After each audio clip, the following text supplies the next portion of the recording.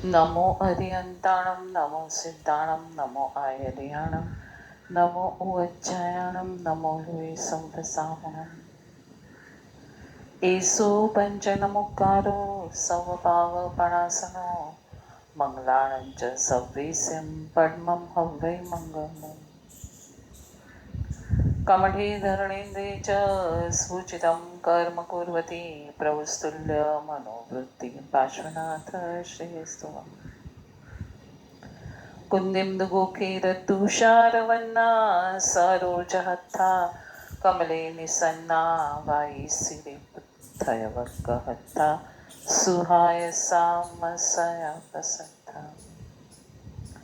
अंगूठे अमृत वसे लब्धि तणा भंडार श्री गुरु गौतम समरिये वांछित फलदातार वांछित फलदातार वांछित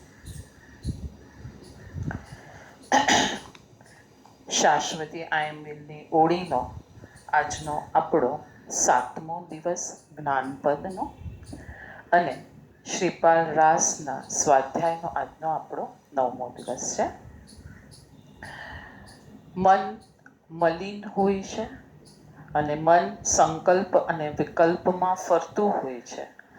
તેને જ્યારે આરાધનાના માર્ગે જોડવું છે આપણે, ત્યારે નવપદ એ ઉત્તમ યંત્ર છે, નવકાર એ ઉત્તમ મંત્ર છે અને તેની સાધના નવ આંબિલ વગેરે ખમાશમણા કૌશક લોગસ એ ઉત્તમ તંત્ર છે. તેની વાત આપણે સમજવાનો પ્રયત્ન કરી રહ્યા છીએ. આજે આપણે થોડું રાસમાં વિચાર કરીએ છીએ કે રાસના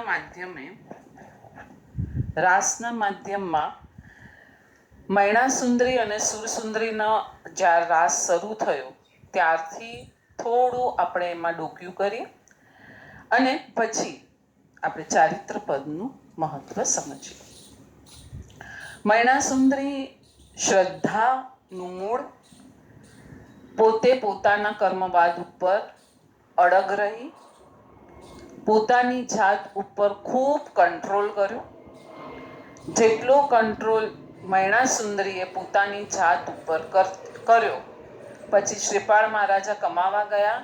પોતે સતી, જે સ્ત્રી જે રીતે જીવે એ રીતે જીવે છે અને પોતાના જીવનની જે સિમ્પ્લિસિટી કહીએ એને એટલી બધી ટોચ ઉપર લઈ ગયા મૈણાસુંદરી કે આજે સતીઓમાં શિરોમણી મૈણાસુંદરીનું નામ સાધના માટે કોના મુખેથી બોલાય છે? ગૌતમ સ્વામી. અને આજે પણ મુનિવરો એમનું નામ કથાનું યુગમાં આપણને સમજાવવા માટે બોલે છે. તો વિચાર કરો, મૈણાસુંદરીના જીવનમાં કેટલા ગુણોની પ્રધાનતા હશે. એમાં સૌથી મોટો ગુણ સ્થિરતા. શેમાં સ્થિરતા? તો કે પોતાની શ્રદ્ધામાં સ્થિરતા, પોતાના ચારિત્રમની સ્થિરતા, મન વચન કાયાની સ્થિરતા.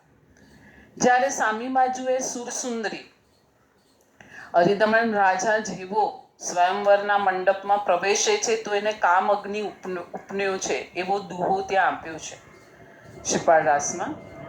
જે પૂતગલમાં આસક્ત હતી, પૂતગલને સર્વસ્વ માનતી હતી, પોતાના રાજા પ્રજાપાળ રાજા જે પિતા છે એણે બધું આપ્યું છે એ માનતી હતી, એના જે હાલ થયા છે એ મિથ્યા દર્શનથી આપણા બી આજ અનેક ભવોમાં હાલ થયા હશે તેનું દર્શન કરાવે છે. જે રીતે સુરસુંદરીને પૂતગલ ઉપરની શ્રદ્ધા હતી ત્યારે ખરે વખતે એનો પતિ હરિદમન ભાગી ગયો એને એકલી છોડીને.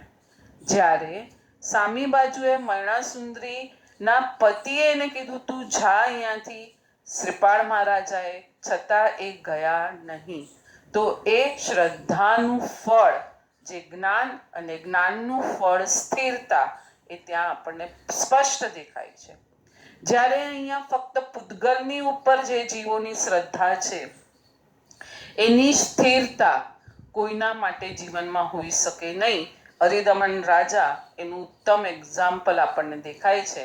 અને સુરસુંદરી પછી વેચાણી અને જે મદનસેના ના પિતા બબ્બર કુળમાં એ મુખ્ય નટી તરીકે વેચાઈ અને એ બધું જ્યારે દાઈજામાં શ્રીપાળ મહારાજાને મળ્યું ત્યારે શ્રીપાળ મહારાજાની સામે એમને અનેક વખત નૃત્ય કરવું પડ્યું. જે બહેનને એણે હળધૂત કરી હતી એના પતિની સામે કર્મ સત્તાએ એને નૃત્ય કરાવ્યું. આ રીતે અશુભનો ગુણાકાર મૈણાસુંદરીના જીવનમાં થઈ અને શુભની વૃદ્ધિ થઈ, કેમ કે લક્ષમાં શુદ્ધ તત્વ 9 પદ હતા માટે.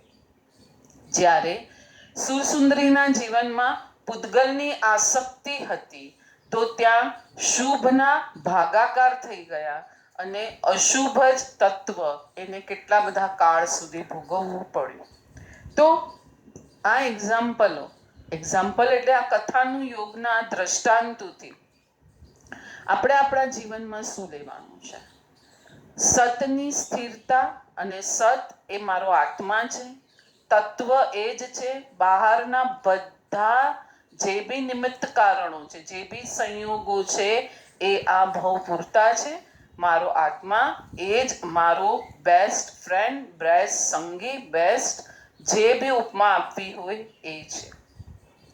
આપણે અહીંયા થોડું ચારિત્ર પદની આજે જે વાત લેવાની છે એમાં અજીતસેન રાજાએ પણ પૂર્વ ભવમાં ઘણા બધા ના આપણે કહીએ છીએ કે 700 પેલા જે ઉલ્લંઘ હતા એના ખૂન કર્યા, પછી છેલ્લે પશ્ચાતાપ થયો અને મુનિપણું અંગીકાર કર્યું અને અનશન વગેરે કર્યું. તો તેના કારણે તેમને બીજા ભવમાં એટલું બધું પાપ જે પાછલા ભવમાં બાંધ્યું હતું એનું ભોગવટો એટલું બધું કરવાનું ન આવ્યું અને પાછું મુનિપણું એટલે ચારિત્ર પદ ઉત્તમ રીતે એમને પાછું મળ્યું.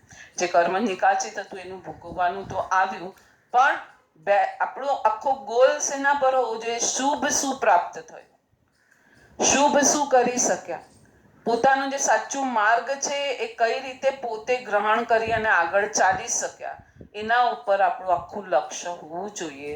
તો અજીતસેન રાજાએ પણ પાછલા ભવમાં દીક્ષા અંગીકાર કરી હતી.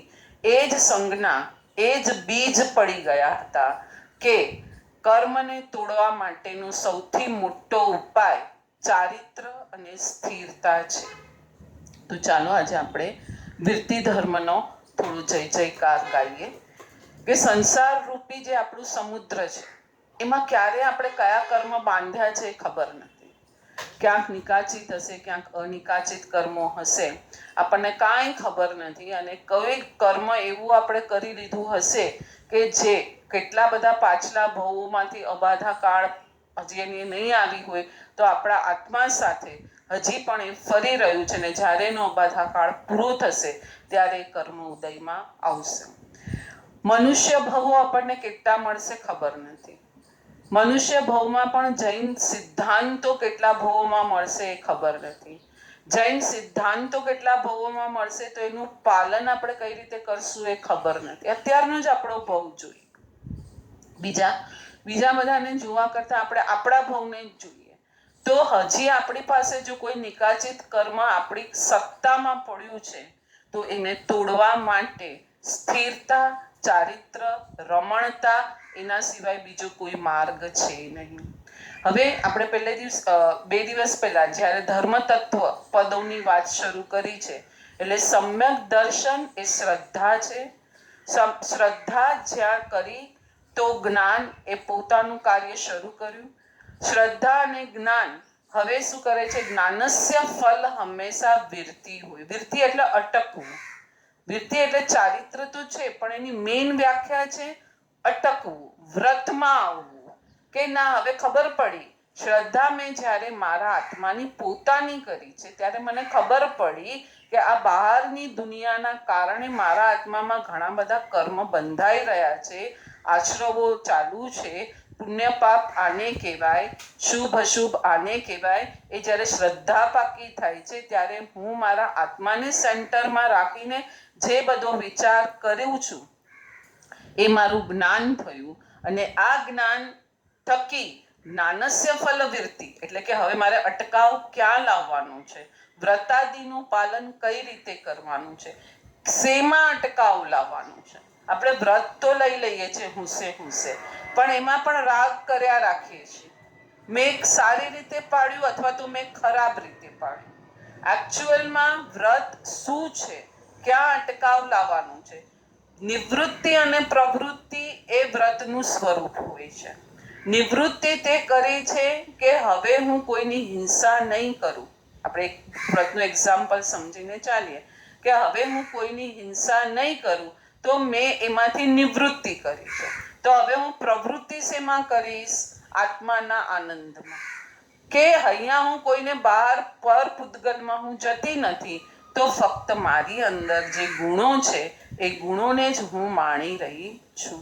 તો આ રીતે નિવૃત્તિ પ્રવૃત્તિ ધર્મની જે માતા છે, એ વિરતિ છે, એ વ્રત છે.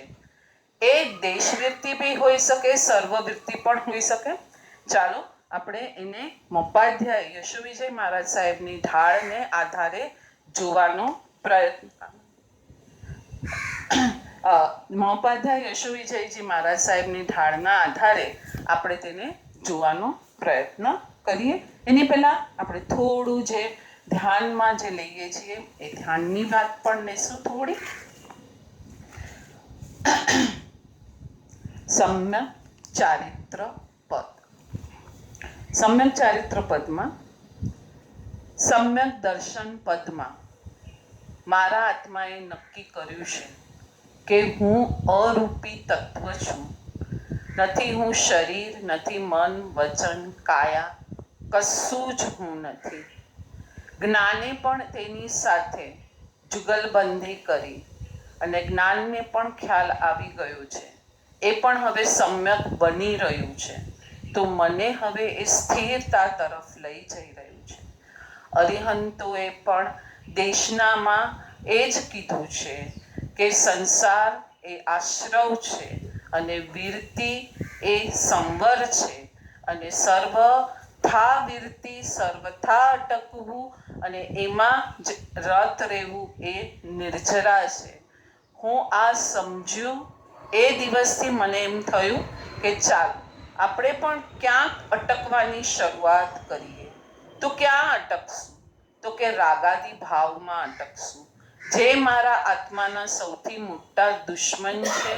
અજ્ઞાન, મિથ્યાત્વ, અવિરતિ, કષાય, પ્રમાદ, અશુભ લેશ્યાઓ, સંજ્ઞાઓ, આ બધા જે મારા સ્વરૂપ તરફ જતા મને અટકાવે છે, જ્યાં મને સ્થિર થવું છે તે મને થવા દેતા નથી.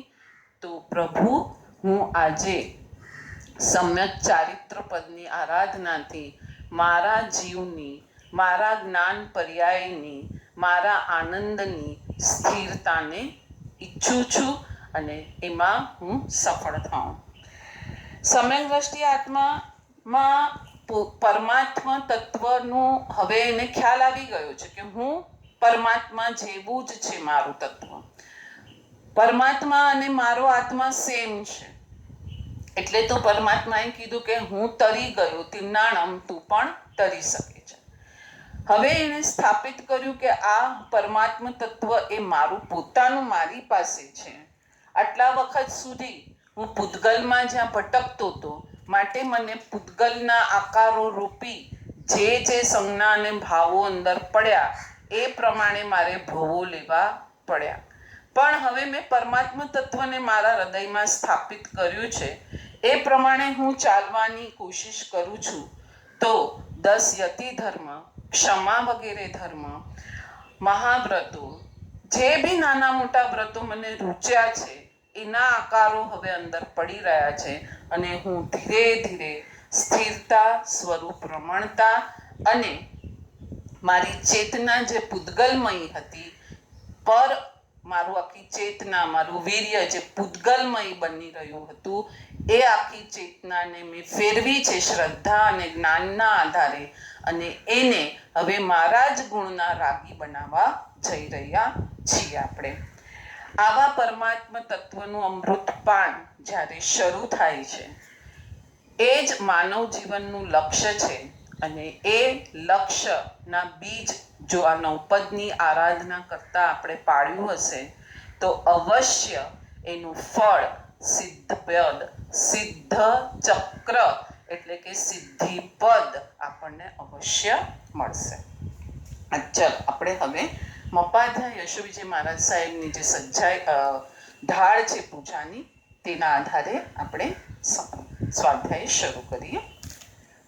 દુહો જે મુખ્ય દુહો છે, આપણે જ્યારે દુહા ખમાસમણા વખતે બોલે છે, જાણ ચારિત્ર તે આત્મા. ક્યાં જાણ તું ચારિત્રને? બહાર નહીં. જાણ ચારિત્ર તે આત્મા નિજ સ્વભાવમાં રમતો રે. બહાર તો એના ઉપકરણો હશે જ એની પાસે. સામાયિક લીધું એટલે ચરવડો મુપતિ કટાશનું છે, દીક્ષા લીધી છે તો ઓઘો વગેરે છે, તો એ બહારનું ચારિત્ર છે. અહીંયા ક્યાં કીધું છે? નિજ સ્વભાવમાં રમતો રહે. હવે નિજ સ્વભાવમાં રમવું છે એટલે સમ્યક દર્શન જરૂરી છે, જ્ઞાનની આવશ્યકતા છે, ક્યાં રમવાનું છે, કયા ગુણો શું છે એ, અને હવે એની અંદર સ્થિર થવાનું છે. તો જાણ ચારિત્ર તે આત્મા નિજ સ્વભાવમાં રમતો રે, લેશ્યા શુદ્ધ અલંકાર્યો. મુનિ બી અલંકારો પહેરે છે. કયા અલંકારો પહેરે છે મુનિ? શુદ્ધ લેશ્યાના અલંકારો ધારણ કરેલા છે. મોહવને નવી ભમતો રે. મોહની અને પ્રકૃતિઓ સામે એની સતત લડાઈ ચાલ્યા રાખે છે, એટલે એ વનમાં એ લોકો ભમતા નથી. એટલે લેશ્યા શુદ્ધ કરી અને જે મોહની પ્રકૃતિઓ ઉદયમાં આવે છે ત્યારે પોતાની શુદ્ધ લેશ્યાનું ચક્ર એટલે કે આજુબાજુ એક ઓરા એ ક્રિએટ કરી કાઢે છે કે ઓરાની અંદર મોહને એ વિજયી, એ ચક્ર નાશ કરી અને વિજયી બને છે. આપણે ગાથાની ચારિત્ર પદની પૂજાનો આરંભ કરીએ છીએ. વળી જ્ઞાન ફળ ચરણ ધરીએ સુરંગે, નિરાશંસતા દ્વાર રોધ પ્રસંગે, ભવાંબોધિ સંતારણે યાન તુલ્યમ, ધરુ એહ ચારિત્ર અપ્રાપ્ત મૂલ્યમ. ચારિત્રને શું કીધું? ગમે તેટલું મૂલ્ય આપો. શૈણિક મહારાજાએ કીધું પ્રભુને મારે નારક ટાળવી છે, તો કે જા પુણ્ય શ્રાવકનું તમે સામાયિક ખરીદી લાવો. પુણ્ય શ્રાવકને કેટલા બધા સોનામોરોની ઓફર કરી અને કીધું કે તારું જે ચારિત્ર સામાયિક છે એ તું મને આપ. Is it possible? કોઈ પોસિબલ જ નથી.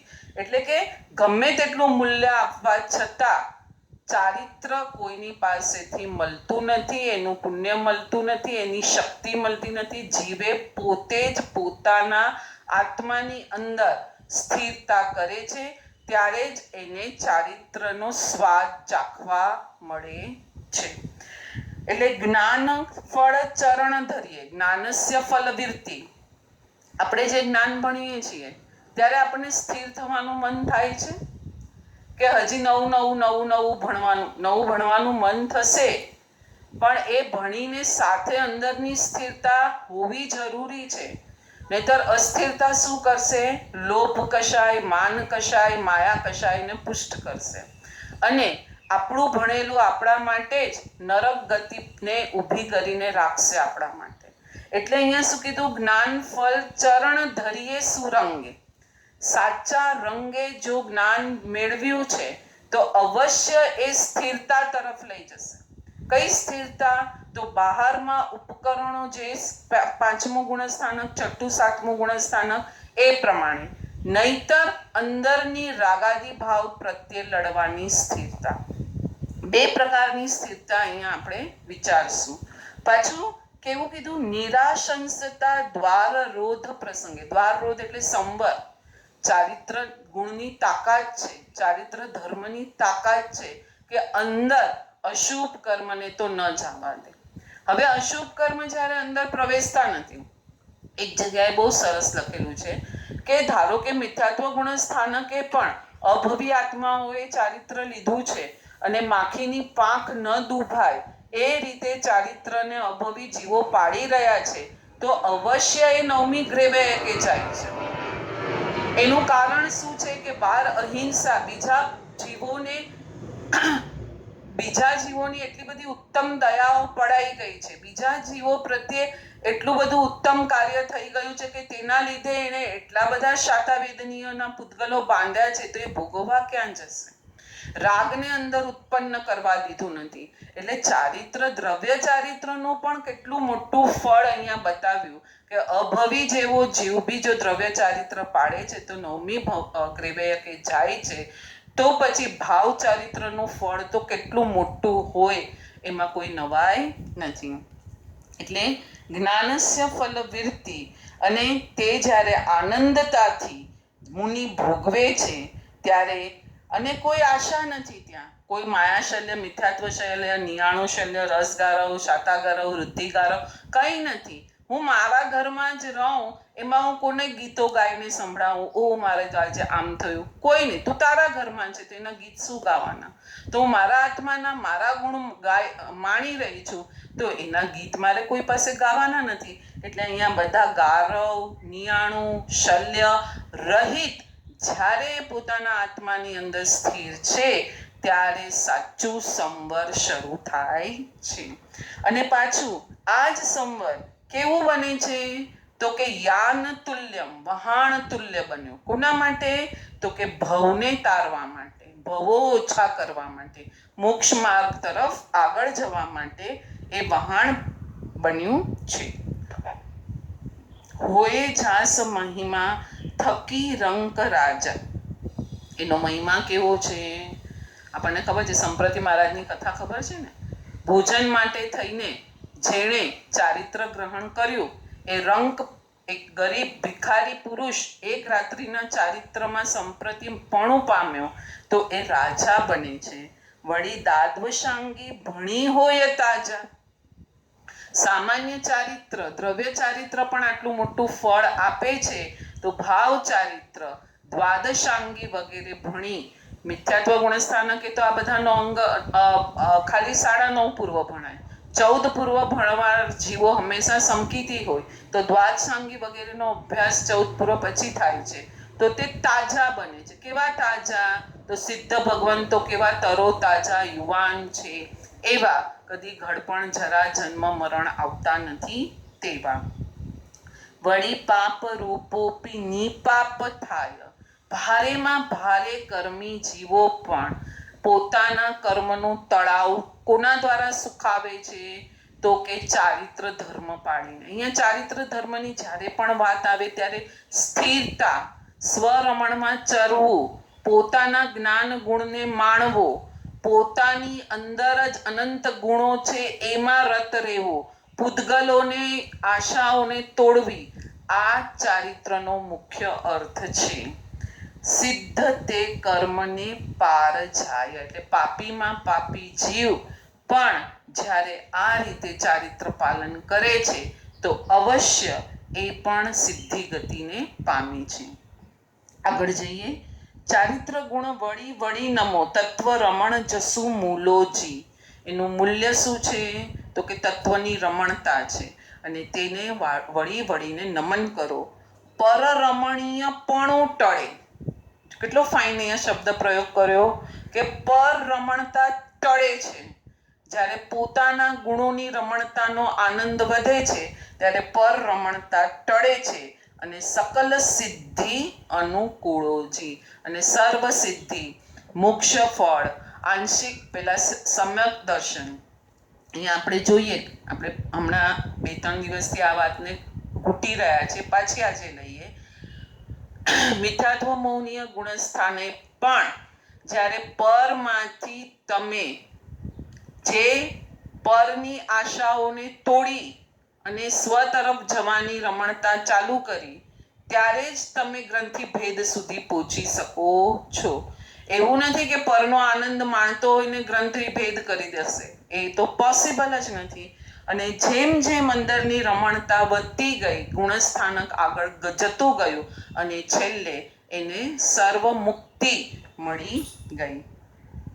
પ્રતિકૂળ આશ્રવ ત્યાગ સંયમ તત્વ સ્થિરતા દમમયી. દયા એનું મૂળ છે. દયા પ્રાપ્ત થઈ, સ્વ અને પર બંને દયા પ્રાપ્ત થઈ. અને જે આશ્રવો હતા એ કોના માટે પ્રતિકૂળ હતા? આશ્રવો એટલે કર્મનું અંદર આવવું. કર્મનું અંદર જ્યારે આવે છે ત્યારે જીવોના ભવ વધી જાય છે. એમાં પાછા અશુભ ઘાતી કર્મના ચીકણા એકદમ રોગ રાગ વાળા જે આશ્રવોના કર્મ બંધાઈ જાય છે તો આત્મા માટે પ્રતિકૂળ છે. એના ગુણોની સુવાસ ખુલવા દેતા નથી, એના પર ઘણા બધા આવરણો સ્થાપી દે છે. અને આ બધા કર્મના જે આવરણો આટલા બધા સ્થપાઈ ગયા છે તો એ અંદર પોતાના સુવાસને માણી શકતો નથી. એટલે શું કીધું કે પ્રતિકૂળ આશ્રવો જે છે આત્માના ગુણોની સુવાસને જે માણવા નથી દેતા એ સર્વ આશ્રવો સંયમ, સ્થિરતા, આત્મા તરફ જવું, આત્માના ગુણોનો રાગી બનવું, રુચિને એ પ્રમાણે પલટાવવી, ત્યારે સંયમ પ્રાપ્ત થાય છે. એટલે તત્વની સ્થિરતા એની આટલી મોટી દયા સંયમ મળી જાય છે. શુચિ પરમ ખંતી મુક્તિ 10 પદ જે યતિ ધર્મ છે 10 પ્રકારનો તે ત્યારે પ્રગટે છે. ક્યારે પ્રગટે છે? પોતાના આત્માના ગુણોની સુવાસને માણે છે. હજી પૂર્ણતા નથી આવી, કેવળ જ્ઞાન નથી આવ્યું, તો પોતાના આત્માની જે સુવાસો છે એ 10 યતિ ધર્મ રૂપે પ્રગટ થાય છે. અહીંયા 10 યતિ ધર્મ હું ઘડી ઘડી કહેતી હોઉં છું, પાડવાનો નથી. અંદરની સુવાસ આવી પ્રગટે છે ને ઓટોમેટિક પડાઈ જાય છે. પાડવું પડે ત્યાં સંકલ્પ, વિકલ્પ અને રાગ હોય જ, અને પડાઈ જાય ત્યાં જ વિતરાગતાનો અંશ ખુલ્યો હોય ત્યાં જ પડાઈ જાય એ ઘટના ઘટે. પંચ સંવર ઉપચય 5 પ્રકારના સંવર જે છે સમિતિ, ગુપ્તિ, 10 પ્રકારના યતિ ધર્મ 5, વ્રત, પછી 5 પ્રકારના સામાયિકો અને 12 ભાવના આ 5 પ્રકારના સંવર ઉત્પન્ન ત્યારે થાય છે. સામાયિકાદિક ભેદ ધર્મે યથાખ્યાતે પૂર્ણતા અકશાય અકલુષ અમલ ઉજ્જવલ કામ કશ્મલ ચૂર્ણતા. આની સાથે આપણે એની નીચેની લાઈન પણ લઈ અને આને થોડું આપણે સમજવાનો પ્રયત્ન કરીએ. આ બહુ સરસ ટોપિક છે. દેશવીરતિ ને સર્વવીરતિ જે ગૃહી યતિને અભિરામ તે ચારિત્ર જગત જયવંતુ કીજે તાસ પ્રણામ રે. હવે સ્થિરતા, આપણે સ્વાધ્યાયની શરૂઆત કરી ત્યારથી સ્થિરતા ગુણની મહત્વતાને સમજીને ચાલી રહ્યા છીએ. આત્મા જ્યારે પોતાના ગુણને માણી અને ત્યાં સ્થિર થવાનો પ્રયત્ન શરૂ કરે છે, પહેલા તો એની શ્રદ્ધા થાય છે, એને આપણે સમ્યક દર્શન અને ચોથું ગુણસ્થાનક કહીશું. હવે એને જ્યારે ખબર પડી ગઈ છે કે પૂતગલમાં કોઈ માલ નથી, આમાં જ છે માલ, એટલે એ વધારે ત્યાં સ્થિર થાય છે. હવે જેટલા સમય માટે સ્થિર થાય છે એને આપણે દેશવીરતિ કહીશું. દેશવીરતિ સમ્યક દર્શનમાં અનંતાનો બંધીનો ક્ષય એક કશાઈ ગયો. અત્યારે આપણે ખાલી ક્ષયની જ વાત કરીએ છીએ, ઉપશમને એ બધાની વાત નથી કરતા, કેમ કે છેલ્લે આપણે યથાખ્યાત ચારિત્ર સુધી જવું છે માટે. હવે જ્યારે દેશવીરતિ આવે છે ત્યારે અપ્રત્યાખ્યાન કશાયનો ક્ષય. એટલે વિચાર કરો કે મોહનીયની પ્રકૃતિઓના નામ કયા પ્રમાણે પડ્યા છે જે અનંત સંસારને ભટકાવે છે, અનંતાનો બંધી. અપ્રત્યાખ્યાન જે સ્થિરતા થવા દેતું નથી, જ્યાં સ્થિર થવાનું હોય. આવા કર્મો આપણે બાંધ્યા છે, કઈ રીતે બાંધ્યા એની વિચારણા કરીએ. આપણું મન હંમેશા અસ્થિર રહે, આમાં નહીં ને આ નહીં ને આ, અંદર તરફ જવાની કોઈ રુચિ જ નથી. પૂતગલના પલટાવામાં આપણે એક એક્ઝામ્પલ નાનકડું જ લઈએ. આપણે એક સાડી લેવી છે, કે એક ડ્રેસ લેવો છે, કે એક દાગીનું લેવું છે, વોટેવર, તો આપણે કેટલી અસ્થિરતા કરી, કેટલી ફ્રેન્ડને પૂછ્યું ક્યાંથી લઉં, શું લઉં, કેટલી દુકાન ફર્યા, કેટલા આપણે માથાકૂટો કરી. એ અંદરના ગુણને પ્રાપ્ત કરવા માટે આટલી બધી માથાકૂટ ગુરુઓ પાસે ફર્યા હોત, ફ્રેન્ડોને પૂછ્યું હોત, અનેક પુસ્તકોના આશ્રય એટલે કે એનો સહાય લઈને આપણે તત્વને સમજ્યા હોત તો કંઈક બેડો પાર થાય. આપણે આપણી જાતે જ અપ્રત્યાખ્યાન કશાયો આપણા મગજને પર પદાર્થમાં ભટકાવીને બાંધ્યા છે, જે આપણને અત્યારે સ્થિર થવા દેતા નથી. એટલે જ્યારે અપ્રત્યાખ્યાન કશાયોનો ક્ષય થાય છે ત્યારે એ દેશવીરતિ પાડે છે. પછી પ્રત્યાખ્યાન.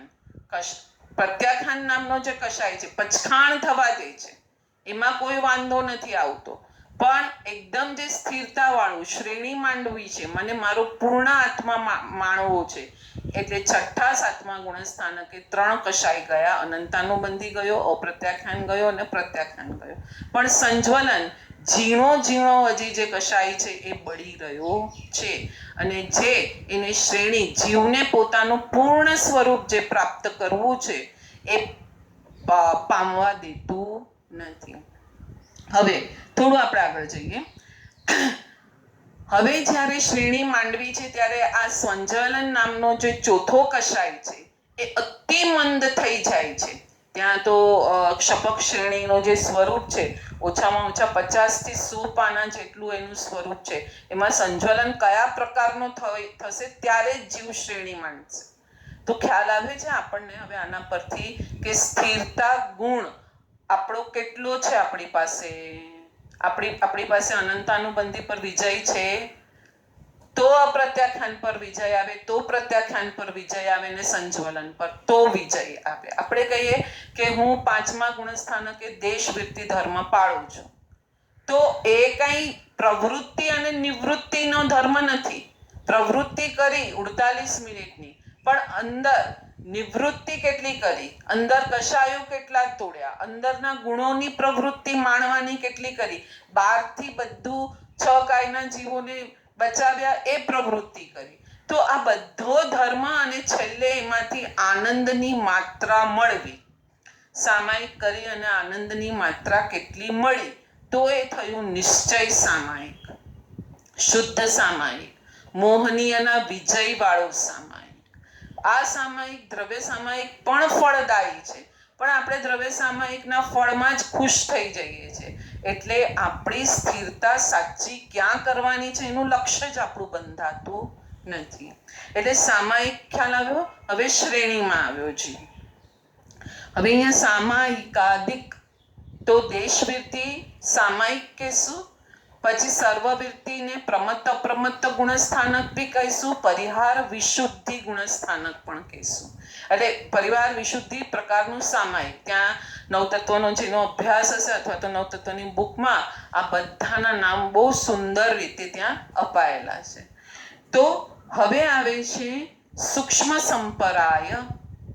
એટલે વિચાર કરો ત્યાં જે કિટ્ટીકરણ અધ્ધા, આ બધું કિટ્ટીકરણ અધ્ધા વગેરે એ ત્યાં કેટલા સ્ટ્રોંગલી આપ્યું છે કે 9મા ગુણસ્થાનક સુધી હજી સંજ્વલન કસાય અતિ મન થઈ ગયો, પણ સંક્રમણકરણથી બધા દલિકો ત્યાં એટલા બધા બેઠા છે કે એને 9માના અંતે જ્યારે 10મા ગુણસ્થાનકે લોભ જાય તો એમને એમ નથી જતો, નીચેના બધા ગુણસ્થાનકે તો સિમ્પલી ગયો અથવા તો એને પર રૂપાંતર કર્યું. હવે સંજ્વલન લોભમાં બધો જથ્થો એટલો બધો આવી ગયો છે કે એની ઝીણી ઝીણી કટકીઓ કરી અને જીવને તોડવી પડે છે. આ બોલવાનું કથન છે. જીવ તો એની વિશુદ્ધિમાં આગળ વધી રહ્યો છે ત્યારે કર્મમાં આ બધી પ્રક્રિયાઓ ચાલતી હોય છે. ખ્યાલ આવે છે? ત્યારે યથાખ્યાત સંપૂર્ણ આ જ જીવ આવો છે એનું પૂરું પ્રકટીકરણ. આપણે એને થોડું સંસારી એક્ઝામ્પલથી સમજશું તો શું આપણી બુદ્ધિમાં એ જલ્દી બેસશે. ખાણમાંથી એક હીરો કાઢ્યો છે કોઈએ, અને એને ખબર, એ પથ્થરના વજનથી જ એને ખબર પડી ગઈ કે આ મૂલ્યવાન હીરો છે. હવે એને પરથી થોડી થોડી માટી એને ખેરવી અને થોડી અંદરની ચમક એને દેખાણી એ હીરાની, એ સમ્યક દર્શન કહીશું આપણે એને. હવે એની સફાઈ ચાલુ કરી, દેશવૃત્તિ ગુણસ્થાનક વધારે સફાઈ, પાસા પાડવા માંડ્યો. પાસા પડે છે અને ચળકાટ વધતો જાય છે. મુનિપણું, હવે એકદમ પાસા જેવા જોઈએ એવા પાડી, તો આખો હીરાનો ઝગમગાટ આમ આખા રૂમને ચમકાવી દીધો. તો આ થયું કેવળ જ્ઞાન. તો મોહનીયની પ્રકૃતિઓ જેવી આ તૂટે છે એ ચારિત્રના અલગ અલગ નામ પડે છે. દેશવૃત્તિ પડ્યું, સર્વવૃત્તિ પડ્યું, સૂક્ષ્મ સંપરાય પડ્યું, અને છેલ્લે આવ્યું યથાખ્યાત ચારિત્ર. આખું જ છે સળંગ. હવે આખા આત્માના બધા ગુણને સાથે માણો. પેલા થોડું થોડું માણતો હતો, આંશિક માણતો હતો, પાછું કર્મનું હરડલ આવતું હતું, હવે કાંઈ જ નહીં. એટલે હવે કેવો બન્યો જ્યારે યથાખ્યાત ચારિત્ર 11, 12 અને 13 ગુણસ્થાનક, એટલે વિતરાગતાનો અંશ નહીં, પેલા નીચે અંશો માણતો હતો, અહીંયા પૂર્ણ વિતરાગતાને માણી રહ્યો છે. એ ચારિત્રને યથાખ્યાત નામ પડ્યું. હવે જેવું યથાખ્યાત ચારિત્ર પ્રગટ્યું પછી થયું અકશાય. હવે કશાય તો ગયો, કલુષતા જે તુચ્છતા હતી એ ગયું, પછી અમલ એટલે ઘાતી કર્મ ગયા, અને અઘાતી પણ ગયા, અને જેવો આત્મા ઉજ્જવળ પોતે હતો, હીરામાં જેટલો ચમક હતી એની શક્તિ એના બધા પાસાથી ખુલી ગઈ. તો આ રીતે સામાયિકના જે ભેદો છે એ સ્થિરતાના ભેદો છે, અને જીવ જેટલા પ્રમાણમાં સ્થિર થાય છે એટલા પ્રમાણમાં એના આત્માના ગુણોનો ચળકાટ વધે છે. આ પ્રમાણે સર્વવૃત્તિ અને દેશવૃત્તિ એ થયું. હવે આપણે આગળ જઈએ. તૃણ પરે જે શટખંડ સુખ છંડી ચક્રવતી પણ વર્યો, તે ચારિત્ર અક્ષય સુખ કારણ, તે મેં મનમાં હે ધર્યો. જે અનિત્ય છે, ભરત મહારાજા સાહિક સંકિતના ધણી, નિકાચિત ભોગાવલી કર્મ જ્યાં સુધી હતું ત્યાં સુધી પોતે 6 ખંડના સ્વામી બન્યા. નિકાચિત કર્મ જેવું તૂટ્યું, શાહિક સંકિતના ધણી હતા એટલે ચોથા ગુણસ્થાનકે અંદરનું તો માણતા જ હતા, પણ જે સ્થિરતા કરવી જોઈએ એ ગુણોની સ્થિરતા એટલા પ્રમાણમાં નથી થતી, અને આ બાજુ જે બધા નિકાચિત કર્મોના ભોગાવલી કર્મો જે બધા હતા એ ભોગવાઈ ગયા. સ્થિરતા જેવી વધી ગઈ, નિમિત્ત કારણ આવ્યું, આંગળીમાંથી એક વીંટી સરી ગઈ, અને અનિત્યતાનો બોધ થઈ ગયો, અને નિત્ય શું છે અને અનિત્ય શું છે એનો બોધ થઈ ગયો. તો 6 ખંડનું રાજ્ય છોડી દીધું અને પોતે ચારિત્ર સુખમાં મગ્ન થઈ ગયા. ભરત મહારાજાને તો આપણને ખબર છે, ધડાધડ કેવળ જ્ઞાન પ્રગટી ગયું. અહીંયા આપણે 6 ખંડના સ્વામી છીએ. કયા 6 ખંડના આપણે સ્વામી છીએ? 5 ઇન્દ્રિય અને મન. તો 5 ઇન્દ્રિય અને મનનો જે સ્વામી છે એ 6 ખંડનું રાજ્ય જ્યારે છૂટે છે ત્યારે આત્માના ખંડનો એ સ્વામી બને છે. હુઆ રાક પણ જે આદરી પૂજિત ઇન્દ્ર નરેન્દ્રે. આપણને ખ્યાલ છે આમાં આનું છે ને, આપણે પદ્મવિજય મહારાજ સાહેબનું જે ઢાળ લેશું ને ત્યાં આને થોડું વધારે ખુલશે. તે બહુ સરસ રીતે એનું આખું સ્ટોરી પણ આવે છે, એને આપણે ત્યાં લઈશું. એ આખી આ ગાથા ત્યાં લઈશું. હવે આપણે અહીંયા આ ગાથા લઈએ છીએ, ચોથી ગાથા. 12 માસ પર્યાયે જેને અનુત્તર સુખ અતિક્રમીએ, શુક્લ શુક્લ અભિજાત્ય તે ઉપરે, તે ચારિત્રને નમીએ. શુક્લ લેશિયામાં પણ કેટલી વેરિએશન્સ છે, કૃષ્ણ લેશિયાના પણ કેટલા બધા વેરિએશન્સ છે. જે લોકોને થોડો તત્વનો અભ્યાસ હશે તો એ લોકોને ખ્યાલ હશે કે કયા ગુણસ્થાનકે કઈ કઈ લેશિયાઓ હોય છે. તો પદ્મ અને શુક્લ લેશિયાના સ્વામી 6ઠા ગુણસ્થાનક વાળા જીવો હોય છે. અને અહીંયા ભગવતી સૂત્રમાં એ પ્રમાણે આપ્યું છે કે 12 માસના પર્યાયનો જેનો સાધવાચાર, એટલે કે જે મુનિએ હજી 1 વર્ષ જ થયું છે દીક્ષાને, વધારે સમય નથી થયો જે મુનિને, એની શુક્લ લેશિયાની અભિજાત્ય એટલે કે એક શુક્લ લેશિયાની જે જાતિઓ છે દિવસે સમયે પલટાતી વૃદ્ધિ પામે છે. એટલે કેવું છે કે એક વ્હાઈટ કપડું છે અને એકદમ મેલું થયું છે, અને આપણે આલામાં વલાડ્યું અને હવે એની ચોખ્ખાઈ જેમ જેમ ઘસીએ છીએ તો જેવું હતું એવું થઈ ગયું. એ પ્રમાણે શુક્લ લેશિયાના પણ કેટલા બધા પ્રકાર છે કે છેલ્લે અનુત્તર, આ તો આપણને હવે સમજાય એટલા માટે કે અનુત્તર દેવ જે સુખ માણી રહ્યો છે એને પણ અતિક્રમી જાય છે, એનાથી પણ વધી જાય છે એવું સુખ 1 વર્ષના દીક્ષા પર્યાય વાળા મુનિને હોય છે. અહીંયા એનું કેલ્ક્યુલેશન ભગવતી સૂત્રમાં આપ્યું છે. 1 માસે વાણવ્યંતર, 2 માસે ભવનપતિ, ના દેવ જે સુખ ભોગવે એ પ્રમાણે તેજોલેશિયાથી હવે વૃદ્ધિ થઈ. પછી તેજોલેશિયાથી પદ્મલેશિયા અને પદ્મલેશિયાથી શુક્લલેશિયા. પછી ત્રીજું માસ થાય છે. ત્રીજે મહિને અસુરકુમાર, ચોથા મહિને ગ્રહ નક્ષત્ર અને તારાના દેવો, પાંચમા મહિને સૂર્યચંદ્રના દેવો, છઠ્ઠા સાતમા આઠમા મહિને એટલે કે છઠ્ઠા મહિને પહેલો બીજો, સાતમા મહિને ત્રીજો ચોથો અને આઠમા મહિને પાંચમા અને છઠ્ઠા દેવલોક જેવું સુખ એ અતિક્રમે છે. નવમા મહિને સાતમા અને આઠમો દેવલોક, દસમા મહિને નવથી 12 દેવલોક એટલી બધી લેશિયાની શુદ્ધિ થઈ જાય છે. 11મા મહિને 9 ગ્રેવયકની લેશિયાની શુદ્ધિ અને 12મા મહિને પાંચમા અનુત્તર દેવોની જે લેશિયા હોય એના અથવા તો એના સુખથી પણ વધારે સુખમાં મગ્ન છે. વિચાર કરો, એક વર્ષના ચારિત્ર પર્યાયમાં લેશિયાની કેટલી શુદ્ધિ થઈ ગઈ. કયો ચારિત્ર પર્યાય? સ્થિરતાનો. અંદરની સ્થિરતા. અંદર તમે સ્થિર થશો તો બહાર મૈત્રી, દયા, પ્રમોદ બધું પ્રગટી જ જાય છે. ચયતે 8 કર્મનો સંચય, ખાલી કરી નાખ્યા 8 કર્મનો જે ખજાનો હતો એની પાસે. રિક્ત કરે જે તેહ ચારિત્ર નામ નિરુક્તે ભાખ્યું. નિર્યુક્તિ નામનું જે આપણું ચૂર્ણી નિર્યુક્તિ છે એમાં ચારિત્ર નામ તે ભાખ્યું તે બંધુ ગુણ ગેહ. એના અનંતા ગુણોને હું વંદન કરું છું.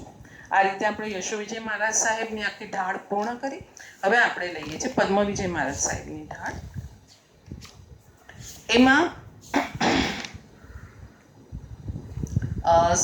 સામાન્યથી તો ઘણું બધું સરખું છે, છતાં જે ફાસ્ટ જવાનું છે આપણે ઝડપથી લે છે ને, જે મેઇન પોઈન્ટ છે એ આપણે લઈશું. જે આમાં પણ હતો, હવે અહીંયા લઈએ છીએ. ચારિત્ર પદ નમો 8મે પદે. જેથી ભવ ભય જાય. અભયતા કેટલી પ્રગટી. મૈણા સુંદરીને તો સંસારમાં બેઠા હોવા છતાં શ્રદ્ધા જ્યાં પાક્કી થઈ ગઈ, જ્ઞાન જ્યાં ઠર્યું, સ્થિરતા જ્યાં વધી, ત્યાં પિતાને કહી દીધું કે મારા કર્મ પ્રમાણે જે થવાનું છે તે થશે. તો એ અભયતા, એ સ્થિરતાની નિશાની છે. સંયમ રંગ લાગ્યો. એના 17 ભેદ પણ છે અને 70 ભેદ પણ થાય છે, કેમ કે એની વૃદ્ધિ બતાવી છે. કરણ, ચરણ, સિત્રી પ્રમાણે આચાર, સામાચારી, જીન કલ્પી, સ્થવિર કલ્પી, પુલાક, બકુલ, કુલાશ, એ કેટલા બધા એના વેરિએશન્સ આવે છે. તો એ પ્રમાણે જેનું જે પાલન છે, પણ એટલીસ્ટ પંચમહાવ્રતનું પાલન તો હોવું જ જોઈએ. 5 સમિતિનું પાલન તો હોવું જ જોઈએ, અને 4 કશાયની ઉપર અને 3 વેદ, 3 યોગ, મન વચન કાયાના યોગ ઉપર તો માસ્ટરી હોવી જ જોઈએ. એટલે 17 થી માંડીને 70 ભેદ કર્યા.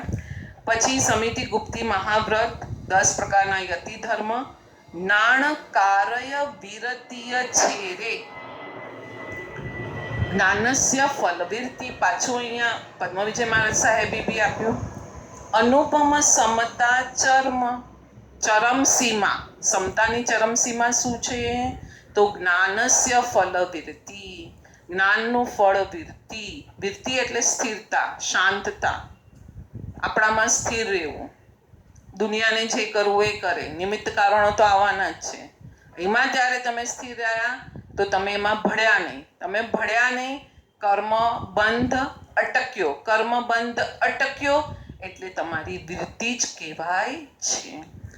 12 કષાય ક્ષય ઉપશમે, જે આપણે હમણાં 12 કષાયની કેલ્ક્યુલેશન કર્યું કે અનંતાનું બંધી જાય છે ત્યારે તો સમ્યક દર્શન આવે છે, પણ પછી અપ્રત્યાખ્યાન, પ્રત્યાખ્યાન અને સંજ્વલન એનો ક્ષય થઈ જાય છે ત્યારે સર્વવિરતિ ગુણઠાણા, એટલે સર્વવિરતિના જે ગુણસ્થાનકો છે શ્રેણી સુધીના, અહીંયા ઉપશમ એ 11મા ગુણસ્થાનકેથી પતન થવાનું છે એ દ્રષ્ટિએ પણ લીધું છે. એ ટોપિક આખા કર્મગ્રંથોના બહુ ડિટેલમાં છે, પણ અહીંયા આપણે ક્ષયની દ્રષ્ટિએ જ લેશું કે જેમ જેમ આ કષાયો ક્ષય થતા જાય છે તેમ તેમ સર્વ વ્યક્તિના ગુણસ્થાનકમાં જીવ આગળ આગળ જતો જાય છે. કેમ કે 8 થી 12 ગુણસ્થાનક એ શ્રેણીના ગુણસ્થાનક છે જ્યાં કેવળ જ્ઞાન પ્રગટે છે.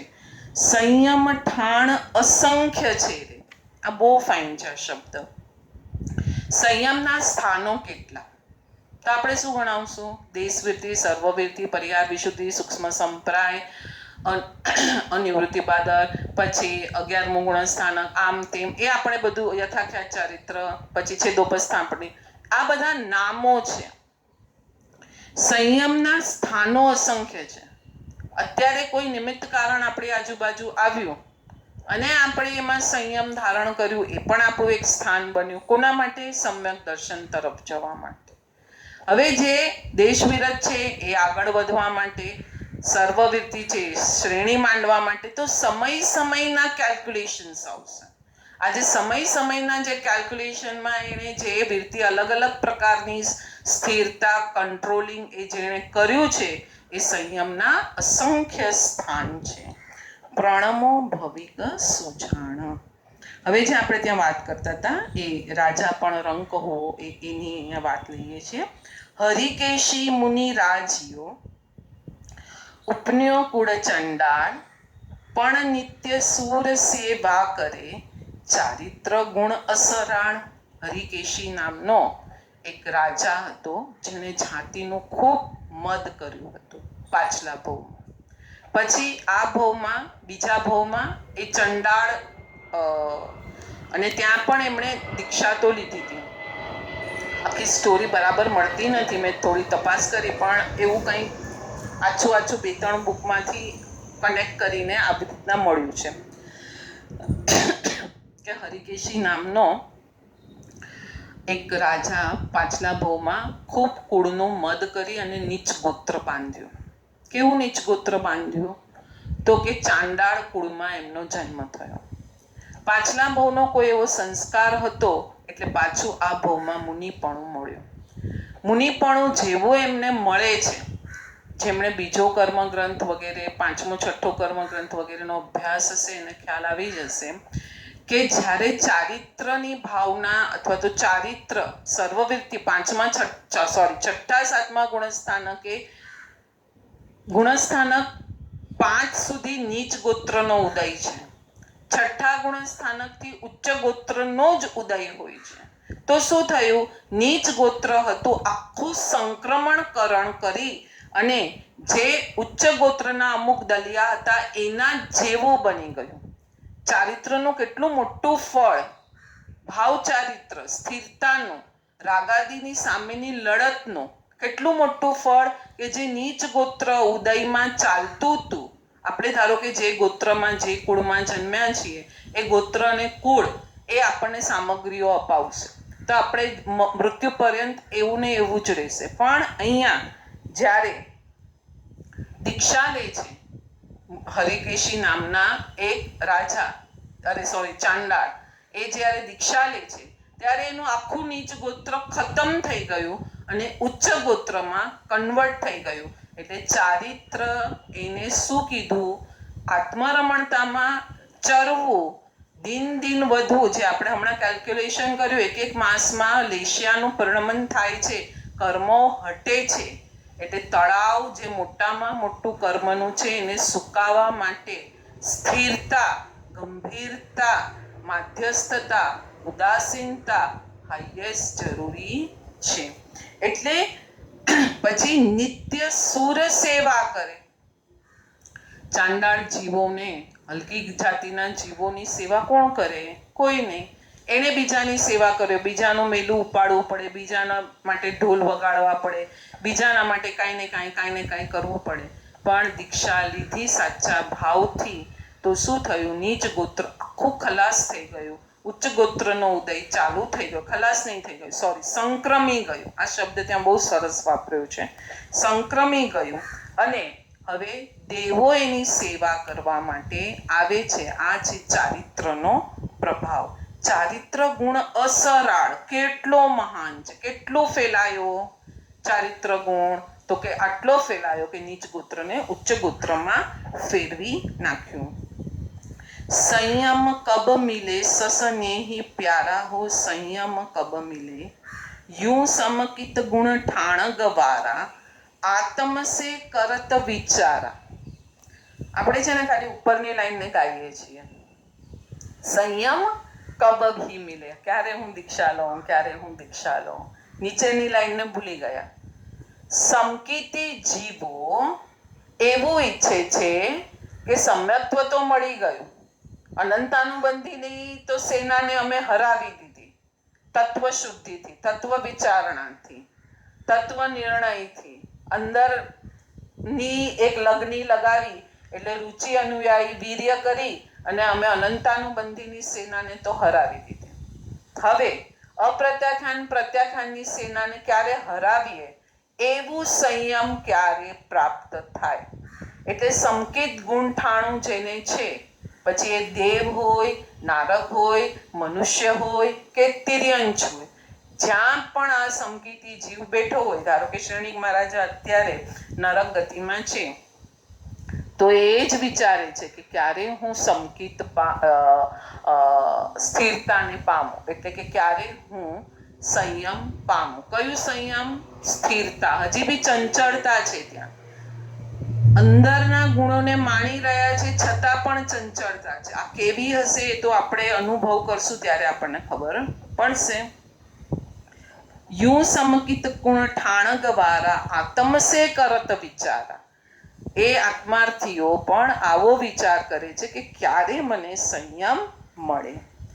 દોષ 42 શુદ્ધ. હવે આખી સાધુ ભગવંતોની સામાચારી બતાવી કે આપણે કહીએ છીએ દ્રવ્ય, અહીંયા નીચે જ લાઈન છેલ્લે આપ્યું છે, વ્યવહાર અને નિશ્ચય, આ બે પ્રકારના સંયમ બતાવ્યા આપણને. તો જ્યારે અંદર ગુણોને માણતા હોય છે, આપણે કલ્પસૂત્ર વગેરેના વાંચન વખતે આપણે શું વિચારીએ છીએ? પ્રભુએ 12.5 વર્ષ સુધી પરિસહ સહન કર્યા. હું એમ કહીશ કે પ્રભુએ 12.5 વર્ષ સુધી પોતાના આત્માના ગુણોને માણ્યા. બે વસ્તુ સાચી છે, બેમાં કોઈ ખોટું નથી, પણ પરિસહ સહન કરવા એ શું આવશે? મેં આ કર્યું, તો ત્યાં મોહનીય વિજય પામે છે, અને હું અંદર સ્થિર રહી ગયો એમાં પણ મોહનીય વિજય પામે છે. મેં તો કાંઈ કોઈને કીધું નહીં, બંનેમાં મોહનીયની સેના વિજય પામી. અહીંયા અંદર આત્માના ગુણ મણાઈ રહ્યા છે, અહીંયા બહાર નિમિત્ત કારણો આવીને એનું કાર્ય કરીને જતા રહે છે. બંને વાત પોતાના કાર્ય પ્રમાણે ચાલી રહી છે. પ્રભુ તો પોતાની મસ્તીમાં મસ્ત છે. એટલે જ્યારે અંદરની સ્થિરતા વધે છે ત્યારે આપણા જેવાને ન સમજાય એના માટે થઈને બહાર આવા બધા નામ અપાયા. કયા નામ અપાયા? તો કે 42 દોષ રહિત શુદ્ધ આહાર. કેમ કે જીવ દયા તો જૈનોની માતા છે, દયા તો એ ધર્મનું મૂળ છે, અને સામાચારીમાં દયાના પાલનને જ મહત્તા અપાય છે.